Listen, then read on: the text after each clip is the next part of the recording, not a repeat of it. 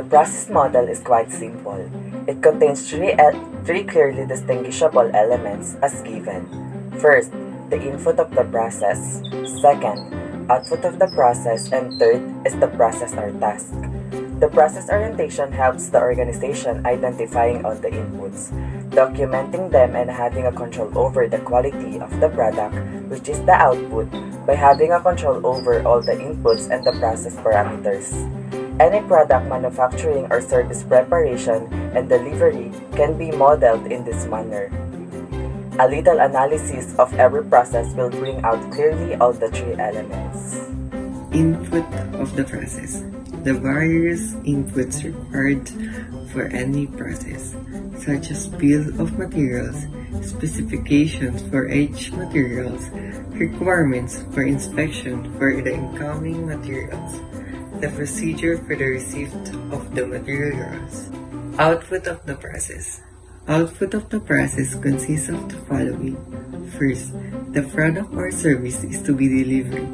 Second, the document is to be delivered. Third, the specification of all the above. Fourth, the method of measurement for verifying conformance to the specification. Lastly, criteria for acceptance or rejections. XDX model, most popular process model. It helps in identifying the current status of the process and taking action for further improvement continuously. X stands for entry. Task and exit are the value-adding process is called task. The new dims in the diagrams are entry and exit. Entry, continuously to be satisfied before the task is undertaken. Wait is the condition to be fulfilled before the task is considered as complete. Subaraj success model for process improvement. The first one is the study. This is the current performance level of the process improvement. The number 2 is streamline. It means that the process should offer the least resistance to motion in the organization. The third one is simplify. Simplifying process improves the quality. The number 4 is standardize. This essentially permits performing the process in the same way by every employee at all times. The number 5 is synergize. No process is a standalone activity in any organization. The number 6 and the last one is strengthen.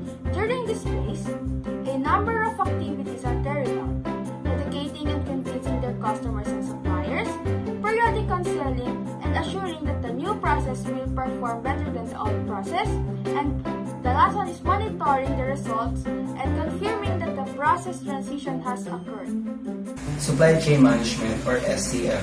Supply chain management is the process of optimizing all activities in the supply chain so that the products and services are delivered in the correct amount, in the right quality, to the right customer on time, and at the lowest possible cost. It represents an effort by suppliers to develop and implement supply chains that are efficient and economical as possible. Supply chains cover everything from production to production development to the information systems needed to direct these undertakings. SCM involves the following activities: demand planning, manufacturing, supply planning, and transportation planning. Kanban system.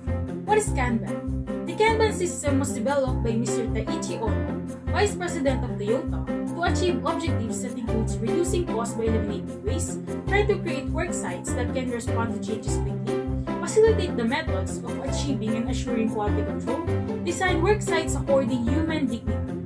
Kanban stands for Kan-Card Ban-Sigma.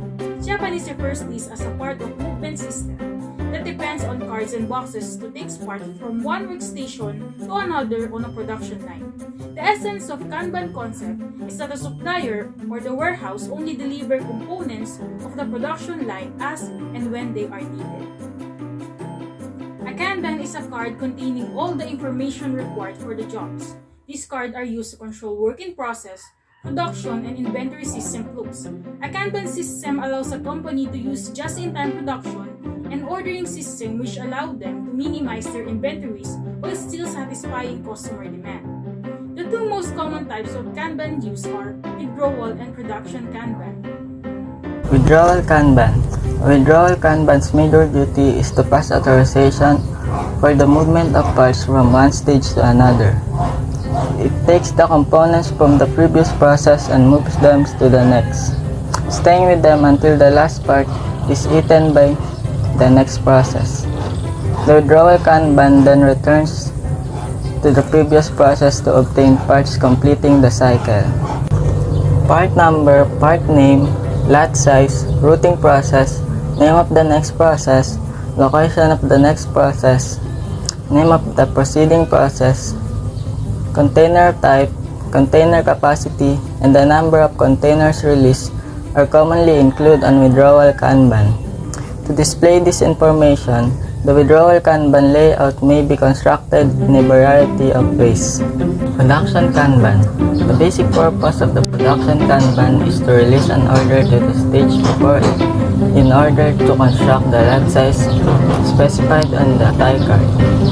The following information should be included in the production Kanban card. Materials needed as input during the previous stage. Parts that were required as input in the previous stage. The information from the previous paragraph about Kanban withdrawals. Cellular manufacturing is a process of manufacturing which is subsection of just-in-time manufacturing and lean manufacturing, encompassing group technology. The goal of cellular manufacturing is to move as quickly as possible, make a wide variety of similar product while making as little waste as possible. Cellular manufacturing involves the use of multiple cells in a simple line fashion.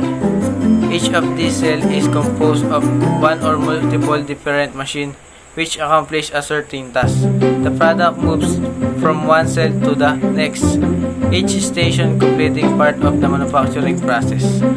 Work cell is an arrangement of resources in a manufacturing environment to improve the quality, speed, and cost of the process.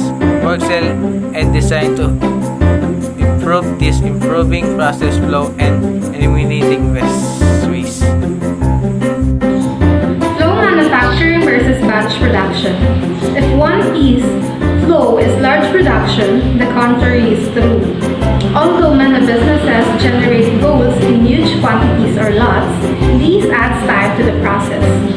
No items can proceed to the next procedure until the entire lot has been processed. The larger the lot, the longer the items must sit and wait in between operations. Larger lot output has the following effects on a company's profitability. The lead time between customer orders and delivery of products is lengthened. Labor, energy, and space are required to store and transport the lot. The chances for product damage and or deterioration are increased.